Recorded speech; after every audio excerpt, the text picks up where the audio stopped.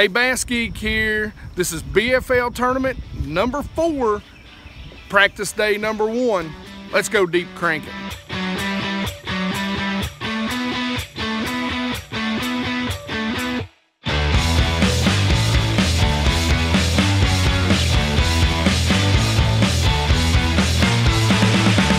All right, guys, so let me give you the rundown of the day. Right now, we're actually, doing a little flipping, hitting some bluffs. It's been raining today. You can tell it's overcast. It's going to be a mix of rain and sun today. They're giving a lot of rain. The water temp is around 86, 87. The color is anywhere from really 8 inches a foot to maybe 1.5 feet in some places. Pretty stained up. So, you're going to use those darker or brighter colors most of the day. The air temperature, it's actually going to cool off compared to what it has been here lately. It's been in the upper 80s, lower 90s. It's actually going to be somewhere in the neighborhood of about 85 degree air temperature today. Right now, basically what we're thinking is remember, deep is relative. So we're going to be looking, this lake's not a real deep lake, kind of like what we're used to, me and Tim, back at home. So, we're going to be looking probably in that 10 to, 18 foot area, and we'll kind of narrow that down as the day goes. But we think we might be able to get on a good crankbait with the little bit of wind that they're going to give today, the overcast, and the watercolor. Hopefully we can get out there and give you guys a video you've been wanting to see and you've been asking for a long time anyway.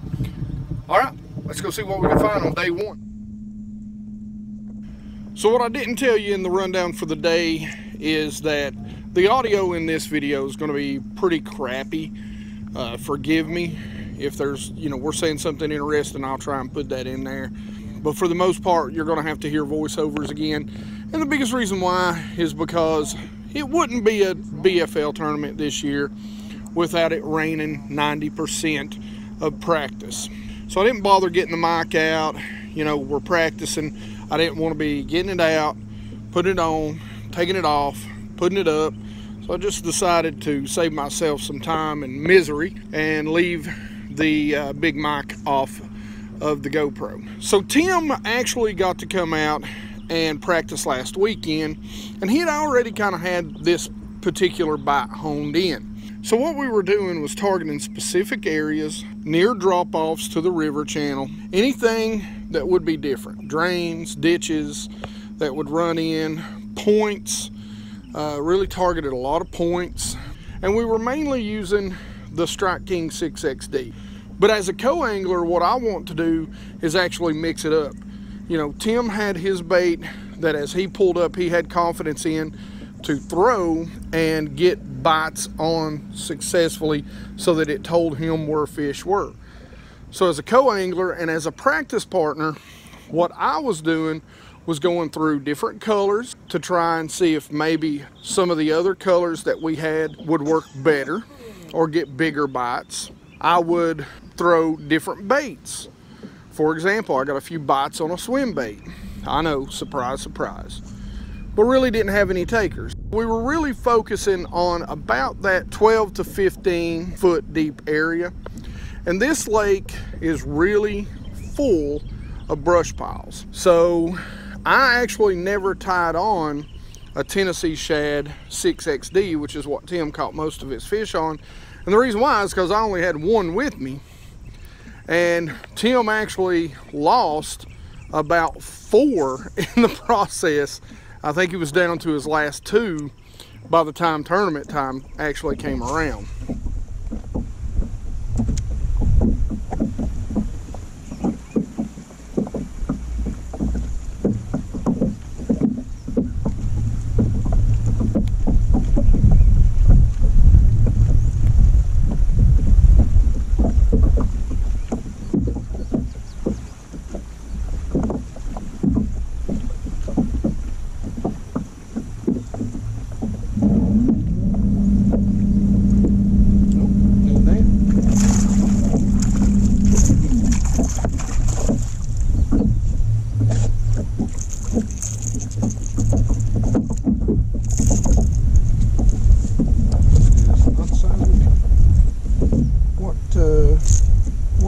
When? I think it's 15.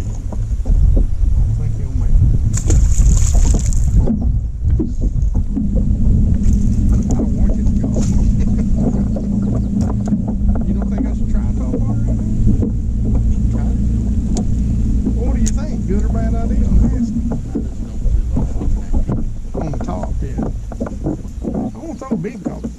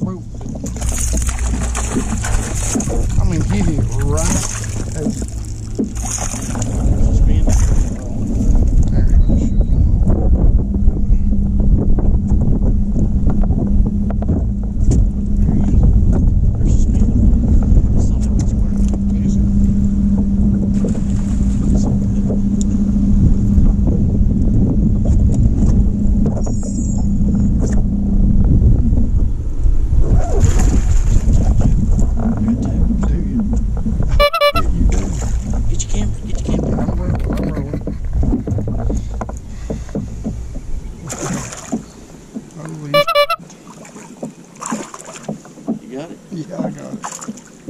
You need a net? I don't know if they're coming off. Pretty good. You gonna drag it down there?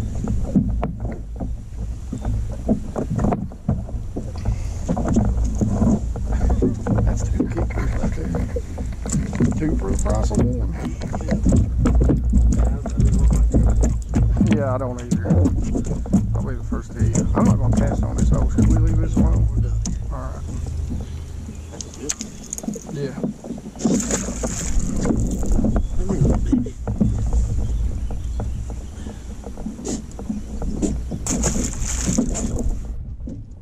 Deep cranking for us on this lake is really no different than what I've talked about with you guys over the past 3 videos.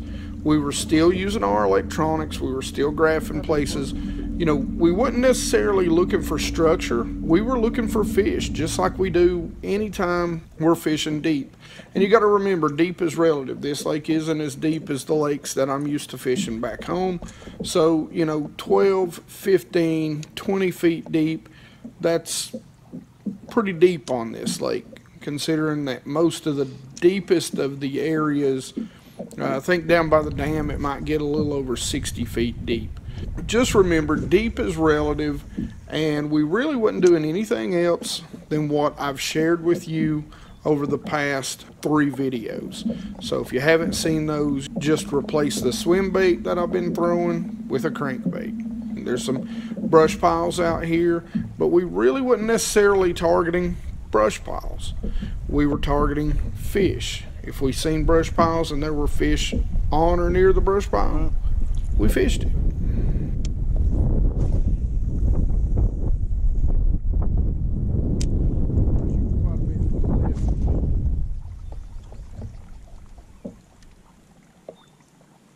Throwing this 5, it may not get down there.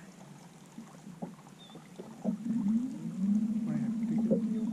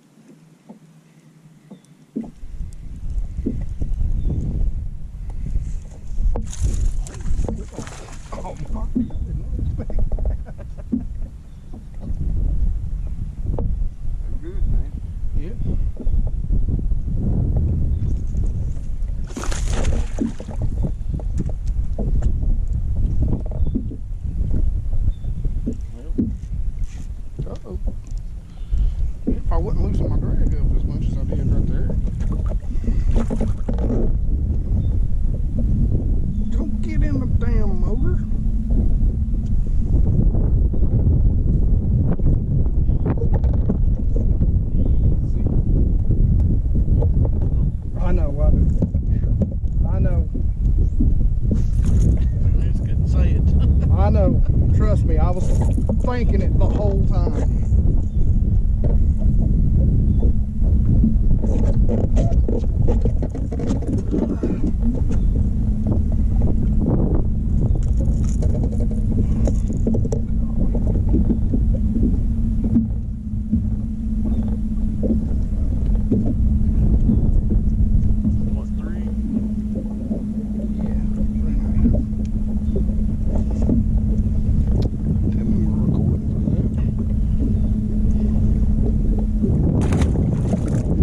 So basically what we found was that the crankbait bite worked.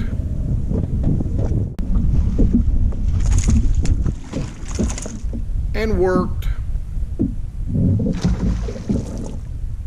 And worked. Oh, but don't think I didn't at least put one in the boat on a swim bait.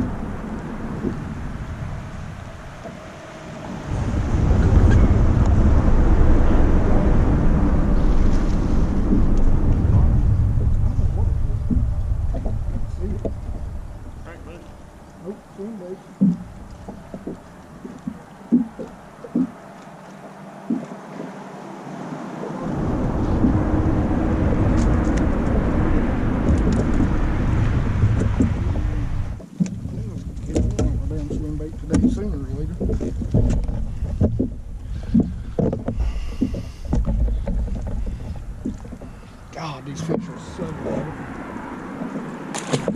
Alright, so I guess you guys have been asking for it, and we're going to do it day one of BFL practice. It's all about the deep cranking. That seems to be the pattern we're on. We've caught some good ones today, as you've seen. The deep crank bite seems to be the deal. We've started following it up with some Magnum shaky heads, some big worms once we find them. But so far, that's day one, and she's in the books.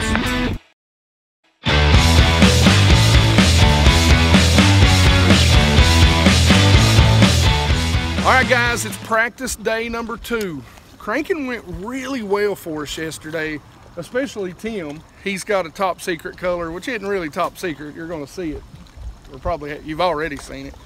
I kind of went through some other colors in the same size, and that color he was throwing hits the juice right now. So Tim was on the juice with the crank color. But we wore them out. I caught a couple here and there. Still got a swim bait fish in. You know I ain't going nowhere until I can catch a swim bait fish somewhere. On a ledge head, by the way, with Mr. Ledge Head over here. So 6/0 hook, 5 to 6 inch. Me and him talk about this all the time. 6/0 hook. Don't be afraid of it, guys. Get that 6/0. So what we're going to do today is we're going to look in a few different places. This lake isn't real big, so we don't want to beat up a lot of the spots, and we know, you know, a lot of the spots on this lake are pretty obvious, so we're kind of going to stay away from the crank areas for the most part today, and we're going to fish stuff like this a whole lot. We're going to slow down a little bit. We're going to throw some worms, some jigs, do a little top water earlier. You know, Tim had to take me back to the boat ramp because, you know, I remembered all my camera stuff, but I forgot my tackle bag, like a big DA. You can figure out what that means, but you know, air temperature and the day is almost the same, and they're kind of giving it clearing up tomorrow for the tournament, but it's going to be kind of hit and miss cloud cover and then overcast. Water temperature is pretty much the same as it was yesterday. Air temperature might be a little cooler today. Maybe it's just the wind that's blowing. What do you think? So, and I know you guys are probably getting a lot of wind noise right now. Wind's blowing pretty good down the bank. But anyway, let's get back after them and see what we can do. So like I said, guys, we really tried different things today. You know, we did a lot of dragging. You know, we flipped, we threw jigs, we drug worms, big worms, Carolina rigs. And what we discovered is that bite we just weren't catching good size or keeper fish. Now, you know, other guys may have been on some spots that had them, but for us, you know, we could only seem to drum up the dinks by fishing that way. So as you'll see later in the day, we started covering some new water, some different places, and the crankbait bite was on yet again.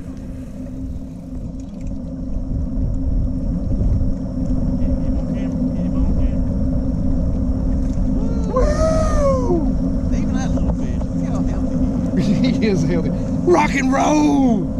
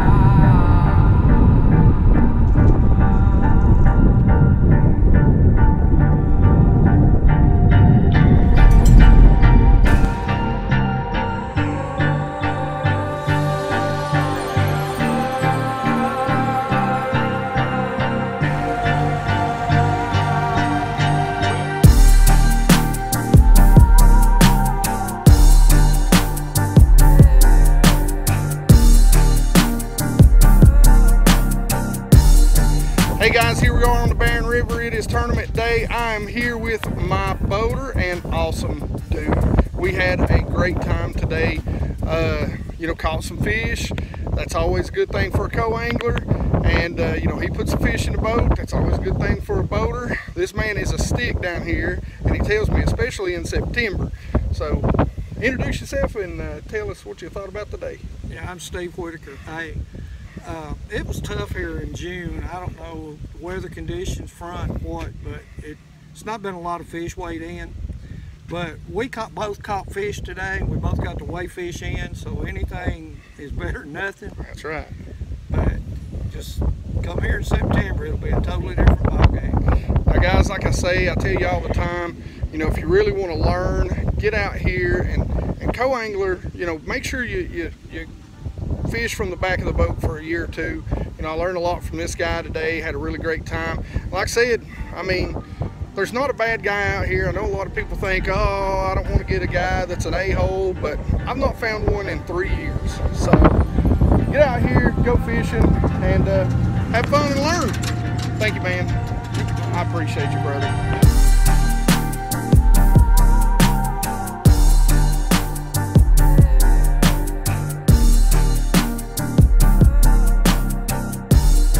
Alright guys, so first I want to give a big shout out to my boater. Man, he was awesome. We had a great time.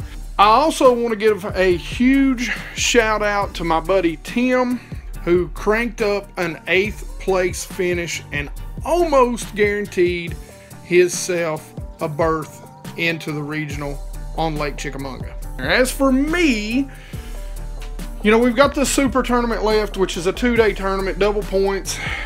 I was sitting in 90th before this tournament, but now I've moved up to 72nd. And realistically, guys, unless I win that tournament, I'm probably not going to make the regionals. It's just been a tough year for me. Now, all that being said, practice did pay off for me. I boated 17 bass. Unfortunately, most of them were in this little slot limit that you could only keep one of, which was 12 to 15, and then everything else pretty much, well, at least largemouth had to be above 15. But I caught them on what I caught them on in practice. I caught them on the Tennessee Shad 6XD, and I caught them on the Nico rig with the Z-Mans and the Opticast tungsten nail weight. All right, guys, as always, you guys know I appreciate you, and I got some things coming up for you. Probably Friday, some freebie swag that I'm going to give away. But as always, questions and comments in the comment section below. You know I love to talk about fishing, and any question about cranking and, you know, deep cranking, let me know. I'll be happy to answer any questions for you. Like it if you like it. Don't forget to subscribe. Don't forget to ring the notification bell. And you guys rock!